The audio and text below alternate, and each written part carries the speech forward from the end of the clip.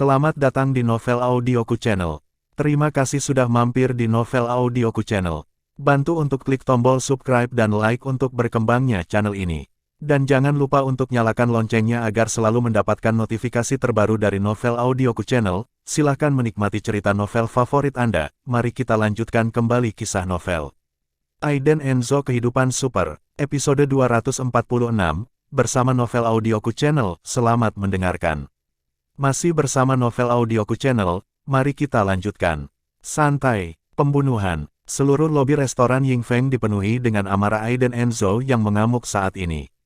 Benar, Aiden Enzo saat ini ingin membunuh seseorang. Mengambil ceril berarti mengambil dunia Aiden Enzo. Kemudian dia akan membuat orang-orang itu membayar harga terbesar dalam hidupnya. Termasuk hidupnya. Aku tidak tahu, jangan bunuh aku benar-benar tidak tahu.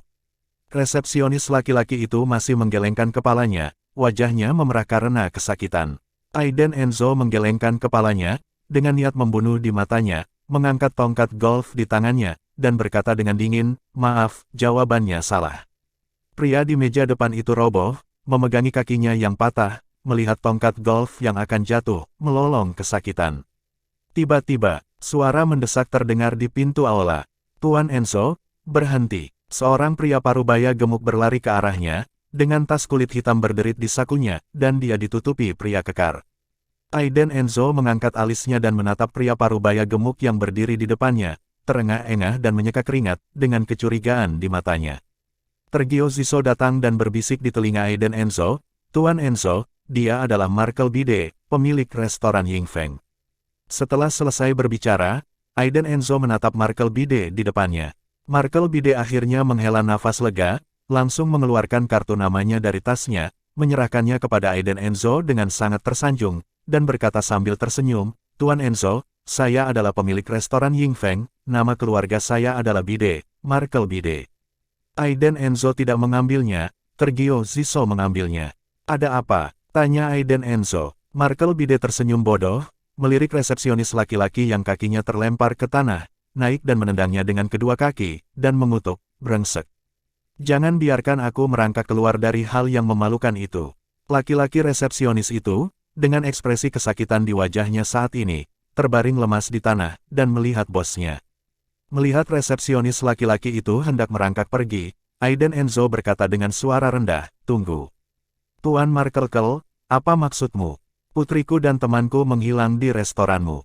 Lepaskan." Sambil berbicara, Aiden Enzo memiliki sedikit rasa dingin di matanya. Markel Bide buru-buru tersenyum dan berkata, "Tuan Enzo, Anda salah paham. Masalah ini pasti tidak ada hubungannya dengan restoran kami. Kalau tidak, saya akan membawa Anda untuk memeriksa pengawasan." "Pengawasan rusak," kata Tergio Ziso, wajahnya sangat pucat adalah ketidakpuasan. "Jelas, siapa yang menutupi Markel Bide ini? Dengan kata lain, masalah ini ada hubungannya dengan restoran Yingfeng." Aiden Enzo matanya dingin, dan dia menatap Markel Bide yang tersenyum tapi tidak tersenyum. Pria gemuk ini punya sesuatu. "Tuan Markel, saya menyarankan Anda untuk tidak melakukan apapun yang akan membuat Anda menyesal. Jika Anda tidak dapat menemukan putri saya, apalagi restoran Yingfeng, bahkan seluruh kota Luofeng, saya akan menenggelamkannya." Aiden Enzo berkata dengan marah, gelombang kemarahan bangkit dari tubuhnya. Kemarahan ini mengejutkan semua orang di aula sejenak. Niat membunuh yang begitu kuat. Hati Markel Bide bergetar, dan dia merasa linglung bahwa Aiden Enzo benar-benar berani menggulingkan kota Luofeng. Sungguh pemuda yang sombong. "Tuan Enzo, Anda bukan orang lokal, dan Anda tidak memahami situasi di sini. Ada beberapa hal yang saya harap Tuan Enzo pikirkan dua kali. Anda tidak dapat menakut-nakuti orang hanya dengan beberapa kata." Markel Bide berkata sambil tersenyum. Aiden Enzo mengerutkan kening dengan wajah menyembunyikan pisau di senyumnya. Orang ini, apakah dia memperingatkan dirinya? Tergio Ziso juga mendengarnya secara alami, berdiri, dan langsung berteriak pada Markel Bide, "Markel Bide, apa maksudmu?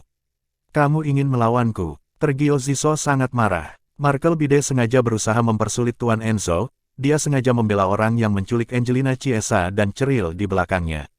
"Tidak berani, kakak Tergio Zisotai ada di sini. Aku tentu saja tidak berani." Markel Bide masih tersenyum tipis.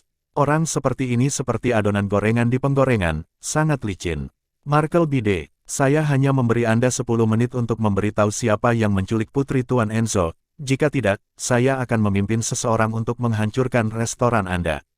Tergio Ziso juga menjadi marah. Dia tahu bahwa Ceril adalah hati dan jiwa Tuan Enzo, segalanya baginya. Jika Ceril hilang, Tuan Enzo pasti akan menggulingkan seluruh kota Luofeng. Namun, Markel Bide masih terlihat seperti babi mati yang tidak takut air mendidih, dan berkata, "Saudaraku, jika Anda mengatakan itu, saya dapat membiarkan Anda mencari, dan saya juga dapat membiarkan Anda melihat pengawasan, selama Anda bisa dipastikan bahwa insiden ini ada hubungannya dengan restoran Yingfeng, belum lagi Anda membawa orang untuk menghancurkannya, saya akan mengendarai ekskavator untuk menghancurkannya sendiri." Setelah berbicara, Markel Bide berdiri di sana tanpa bergerak. Tergio Ziso mengerutkan kening, tersenyum marah, menoleh ke Aiden Enzo dan berkata, "Tuan Enzo, masalah ini tidak mudah untuk ditangani. Markel Bide adalah orang terhormat di kota Luofeng. Kami tidak memiliki bukti untuk membuktikan bahwa ini terkait dengan dia." Aiden Enzo mengerutkan kening, menatap Markel Bide, dan berkata, "Apakah kamu tidak takut mati? Semua orang akan mati, jadi tidak ada yang perlu ditakutkan."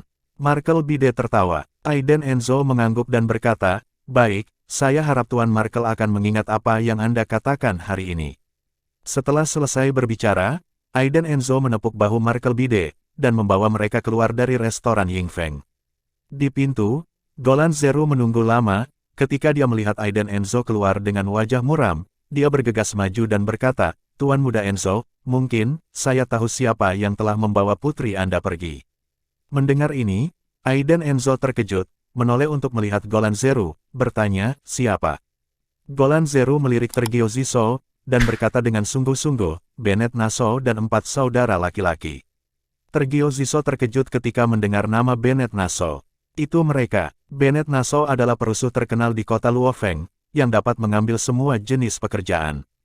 Mereka merampok rumah, membunuh orang dan membakarnya. Selama menghasilkan uang, Bennett Naso akan melakukannya. Tidak ada intinya, dan metodenya sangat kejam. Jadi, ketika mendengar nama ini, Tergio Ziso secara naluriah menjadi khawatir. Begitu Ceril dan Angelina Chiesa dibawa pergi olehnya, itu akan kurang menguntungkan. "Apakah kamu yakin?" Aiden Enzo bertanya. Golan Zeru mengangguk, dan berkata, "Saya baru saja mendengarkan pertemuan di pintu, dan saya mengetahuinya, jadi saya meminta orang saya di kota Luofeng untuk menanyakannya, dan beberapa bawahan saya mengatakan bahwa hari ini Bennett Naso mengikat 2 orang, dan itu sepertinya putrimu." Aiden Enzo menatap ke langit, matanya bersinar karena kedinginan, dan bertanya, "Siapa itu Bennett Naso?" Golan Zeru berkata, "Bennett Naso adalah penduduk asli dari kota Luofeng, dan ada 6 bersaudara di keluarganya. Kakak ketiga, yang melakukan beberapa hal licik sebelumnya, kakak tertua, kakak kedua dan kelima dibunuh karena melakukan kejahatan. 3 bersaudara yang tersisa memulai bisnis penculikan dan memeras orang dengan saudara ketiga Naso. Klub telah mengambil banyak pekerjaan, dan mereka terkenal di bawah tanah." Semakin banyak Aiden Enzo mendengarkan, semakin dia menjadi khawatir. Bagaimana bisa Ceril dan Angelina Chiesa diculik oleh orang seperti itu? Untuk uang. Setelah hening sejenak, Aiden Enzo memiliki rasa dingin yang mengerikan di matanya, dan berkata, "Aku tidak peduli siapa dia, jika dia berani menyerang Ceril, dia akan mati." Terima kasih sudah mampir di Novel Audioku Channel. Bantu untuk klik tombol subscribe dan like-nya untuk berkembangnya channel ini. Novel Audioku Channel akan memberikan lebih banyak lagi cerita novel yang lainnya dalam versi audio.